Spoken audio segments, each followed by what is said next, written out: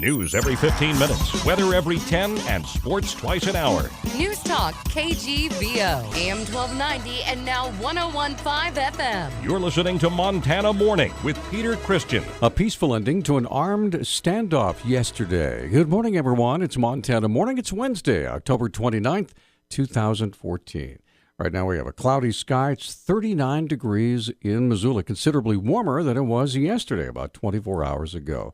Our newscast this morning is sponsored by Dig It Excavating, where they bring 30 years of excellence to every job. Call 214-4292. Visit their website at digitmontana.com. Our top story this morning, as of about 5:40 yesterday afternoon, an unidentified armed, intoxicated man surrendered to authorities outside his Canyon Creek area home. Paige Pavallone with the sheriff's office says the man surrendered without incident and no one was injured. The subject exited home and went onto the front porch and sat down. He did not have a weapon at this time. At that point, officers on scene and members of the SWAT team started issuing directives for him to walk towards their direction. He was compliant, and he was taken into custody without further incident. Pavallone describes the multi-agency response to the incident once the sheriff's deputy got on scene. Our patrol captain and our patrol lieutenant also responded out there to assess the situation, and a perimeter was set around the location. After that, the Missoula City Police Department responded, and our SWAT team was called out, emergency ordnance disposal, and our Bearcat armored vehicle was called out. We had a negotiator on scene. Pavallone says the large response was necessary due to the tightly packed homes in the area, and the children were coming home from school when the incident began. The unidentified man was taken into custody and taken to a local hospital for a psychiatric evaluation. University of Montana officials sent out a campus-wide alert yesterday morning about a rape that was reported on campus. Vice President for Integrated Communications Peggy Kaur provides details. We did have a report in the early morning hours this morning that a woman had approached a car that was parked in one of our parking lots, approached a student and told him that she had been raped. So we have a report of a sexual assault. She ran off. Kaur explains why a campus-wide alert was sent out. We decided this morning to send an advisory out for two reasons, really. One is to let the campus community know in case there's any information they can help police with, and two, if anybody needs any kind of assistance, that they know where they can get help on campus. University of Montana Police and the Missoula Police Department were on campus all morning investigating the incident yesterday. The woman, as far as we know, has not yet come forward to share her story with authorities.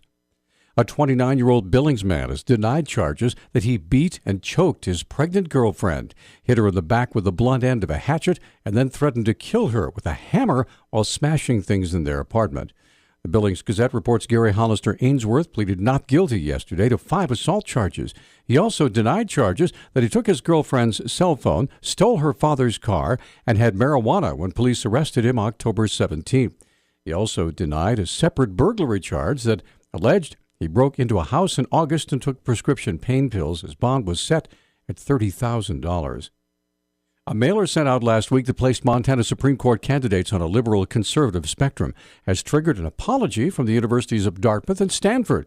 Montana Political Practices Commissioner spoke with our John King yesterday and said the letter was agreed to by university legal representatives late Monday evening. I negotiated with them for almost an entire day, and we agreed on the language of a letter, and Stanford and Dartmouth agreed then to send that letter back through the same mail house that they used to send the original flyer. So 100,000 Montanans got the original flyer, and 100,000 Montanans should now, before the election, get this letter withdrawing the flyer.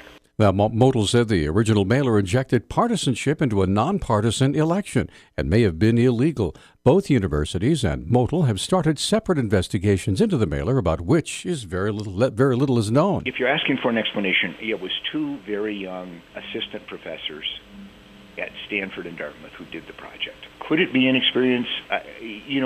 Logically you'd think that, but then you look at the document, and it's so deliberately designed, it doesn't look like it could be accident. I mean, how could you get so many things wrong with it by accident?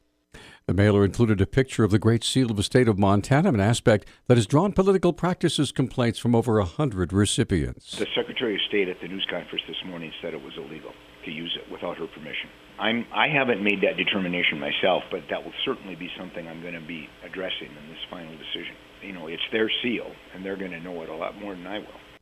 Model says a final decision out of his office will not be available until 2015. The universities of Dartmouth and Stanford have agreed to spend approximately $52,000 to send out that apology letter. Stanford University spokeswoman Lisa Leppin said the letters are expected to be mailed today. Republican U.S. House candidate Ryan Zinke says he learned that he's always accountable for his actions after being cited for lapses of judgment in a Navy evaluation. The 1999 report released by the former Navy SEALs campaign on Monday gives Zinke declining marks in 2 areas related to travel expenses. Zinke greatly exceeded performance standards, though, in 4 other areas. The report also recommended Zinke for early promotion. A Kalispell man has been sentenced to 5 years in the Montana State Prison for stabbing his former girlfriend's new boyfriend in the neck in July of 2013. The Daily Interlake reports 20-year-old Scott Bolt was sentenced October 2nd to 15 years in prison with 10 years suspended. Bolt had earlier pleaded guilty to 1 count of assault with a weapon. Court records say Bolt told investigators he had gone to the apartment he shared with his ex-girlfriend, pushed his way inside, and cut Dylan Day several times in the head and neck area and told him to leave. Bolt was ordered to undergo a mental health evaluation. Well, snow is expected on Halloween night through Saturday in the upper elevations around western Montana. Here's National Weather Service meteorologist Ryan Leach. There's a pretty strong cold front that's headed our way. It's going to be coming through Friday night and Saturday, pretty late Friday night and then Saturday. We're expecting most of the moisture with this to stay pretty far south and mainly affect areas such as Salmon and Limhi County, Idaho. And then we're also concerned about like Homestake and McDonald passes over by Butte. The main punch of the system, he says, will stay around Lost Trail Pass and the Continental Divide. As far as Missoula is concerned, pretty much just rain. Missoula proper is mainly going to be rain as it comes through here, and again, it depends on where that system to the south, exactly how far north that lines up, but not too much here in Missoula. Mainly is going to fall as rain. The lowest snow levels are going to be between 4,000 and 5,000 feet on Sunday morning, and we may still have some lingering showers across the area behind the cold front, which would give us some light snow, and that's when it's most likely, I think, for us to see just a dusting or less than an inch of snow here in town. Snow's already been falling in places like Lolo Pass, which Leach says should be very helpful for hunters this coming weekend. Our News Talk time is 6:10. Newstalk, KGVO. Missoula's official weather station. Lingering light rain this morning. By the afternoon, we'll see a mix of sun and clouds with their highs in the low 50s. Tonight, an isolated shower is possible. Low temperatures will drop to the freezing mark. We'll see sunshine on Thursday, highs in the low 50s. I'm meteorologist Brooke Foster for KECI 13.